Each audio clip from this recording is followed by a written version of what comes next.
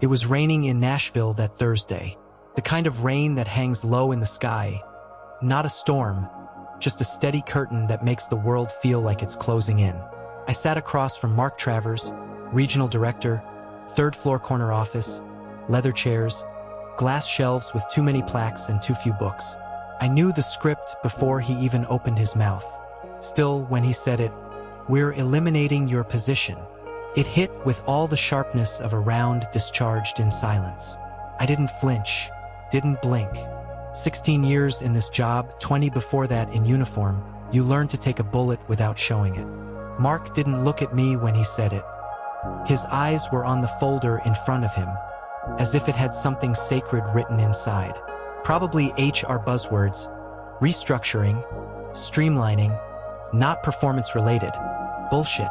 I leaned back slightly in the chair. The air was dry, too cold, like everything in this damn building. Understood. That's all I said. No begging, no questions, no performance. I watched a flicker of surprise pass over his face. He expected pushback, maybe a little anger. I gave him silence. "Of course," he added, shifting awkwardly. "This has nothing to do with your work, Ronan. Your dedication. It's been..." "Mark," I cut in, "you don't have to explain. If the position's gone, it's gone. Let's not dress the wound before the knife's out." He gave a weak nod, reached out to shake my hand. I took it. His was soft and damp. Mine was steady. I walked out without looking back. Downstairs, the office was quiet. A few of the younger guys, engineers mostly, glanced up from their monitors when I passed by. Some looked away immediately. A few offered thin, guilty nods. They'd heard. Word travels fast in places like this, not through official memos, but through Slack messages and bathroom whispers. I made it to my cubicle, not that it had ever felt like mine. 16 years, and they never gave me an office. Said it was more efficient this way. I didn't mind. I wasn't here for titles. I opened the drawer, grabbed my thermos, the one with the faded U.S. Army Rangers emblem.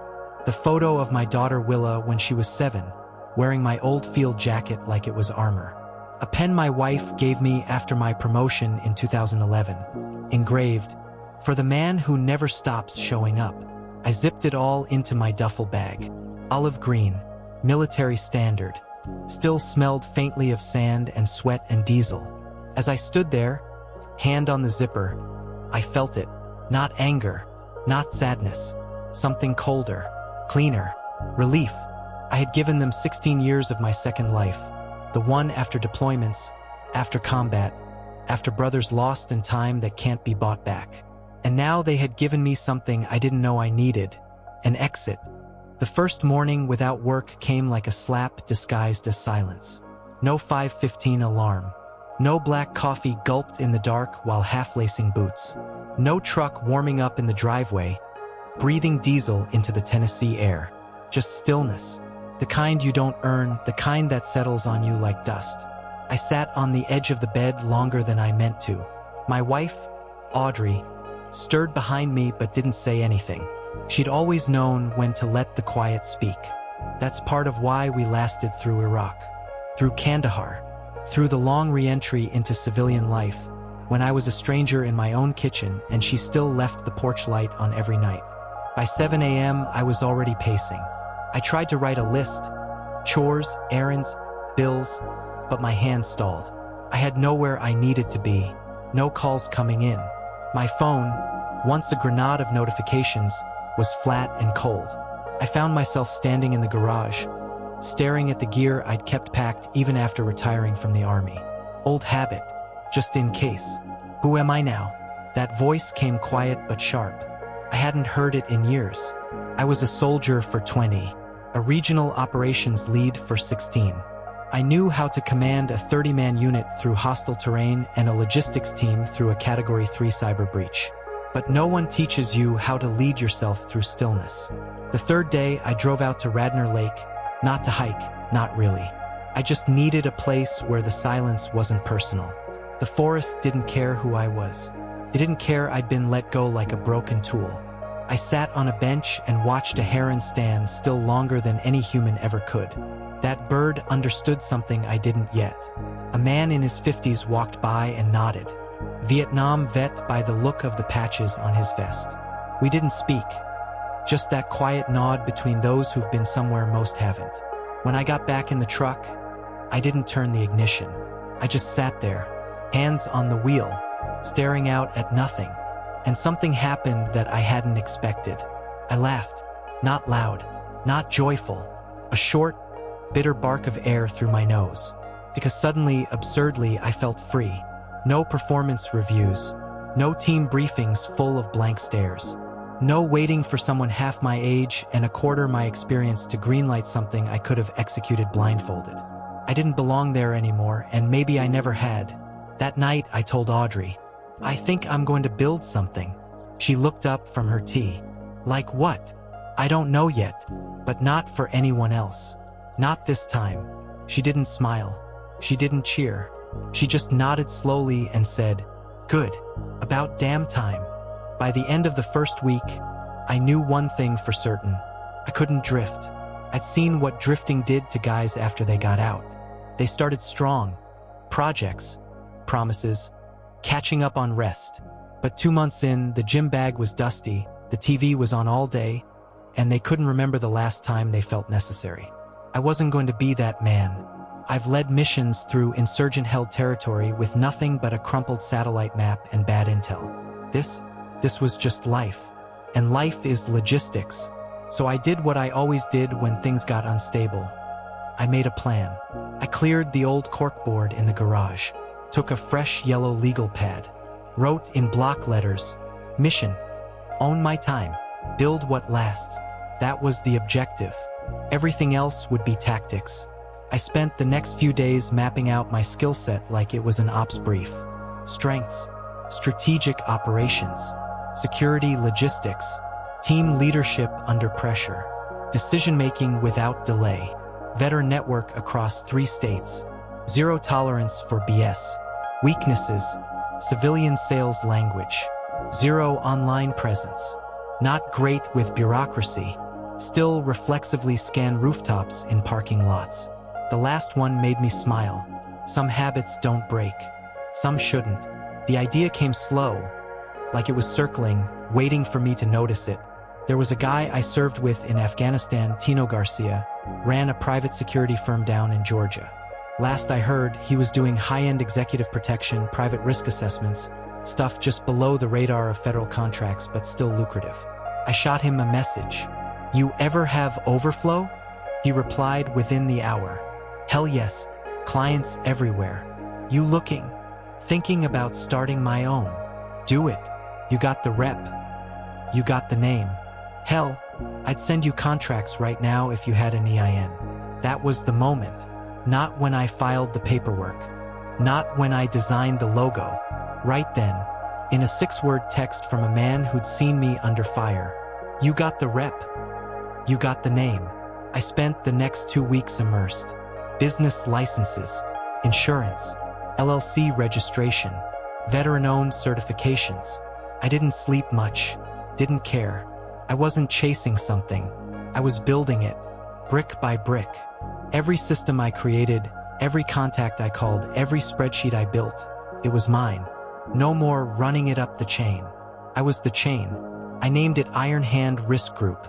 Small, sharp, built for people who needed results, not reports. And yeah, it sounded a little aggressive. Good.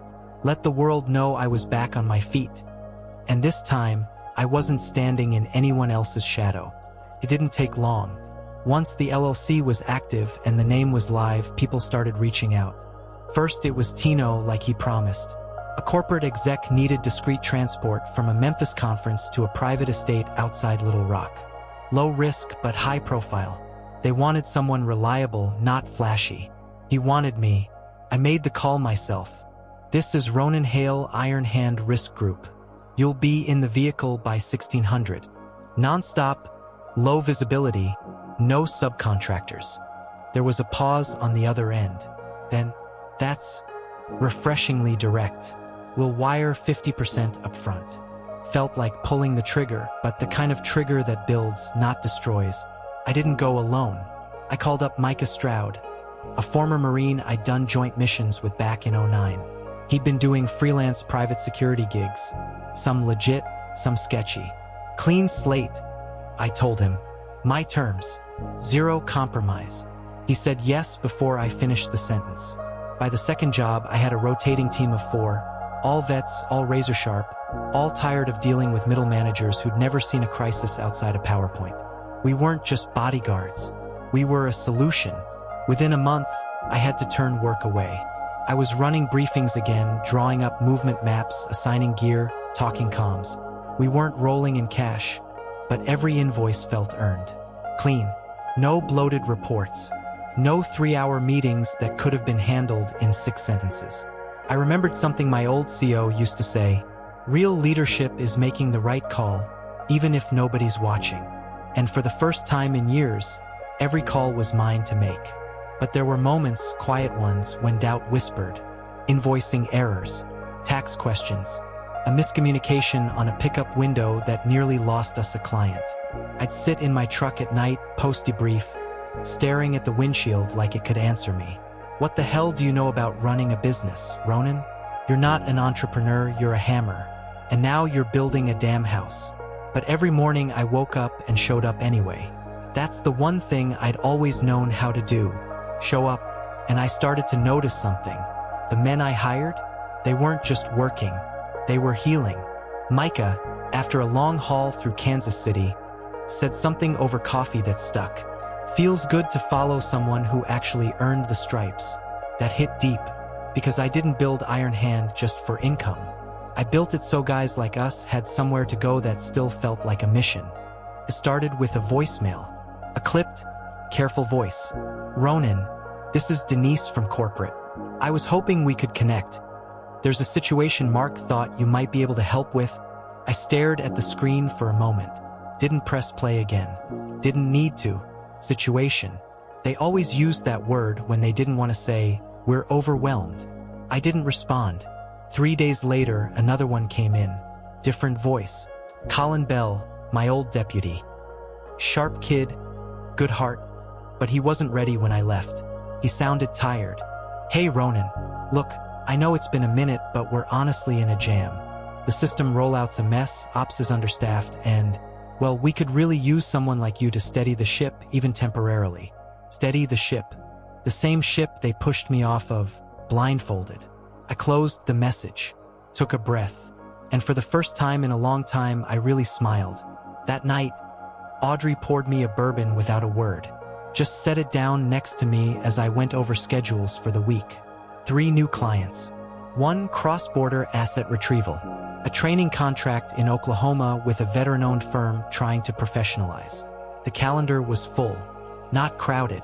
Full. Corporate called again, I said, sipping slow. Audrey didn't look up from her book. You answer. I shook my head. She smirked. Didn't think so. But the calls kept coming. Emails. Even a LinkedIn message from Mark himself. Ronan, I know things ended abruptly. I want you to know that was never personal. We're in a tough place and your leadership is, well, it's missed. I stared at that one a little longer. Not because it tempted me. It didn't. But because it proved something. They hadn't fired me because I wasn't good enough. They'd fired me because I outgrew the cage. And now they wanted help rebuilding the bars. I never wrote back. Not out of spite. Just clarity. Some bridges aren't meant to burn, but they should stay behind you. Iron Hand Risk Group was steady now. Not flashy, not famous. But it was mine, and it meant something. Micah was leading ops in Texas. I had a new hire named Jody, ex-Air Force, deadpan brilliant, building out training programs we'd soon license to federal contractors. And I had peace. Not the quiet kind. The earned kind. The kind where you sleep well because you built the damn walls around you. Sometimes I still get those calls. They usually start with, hey Ronan, remember when? I do. I remember exactly who I was. And I'm not going back.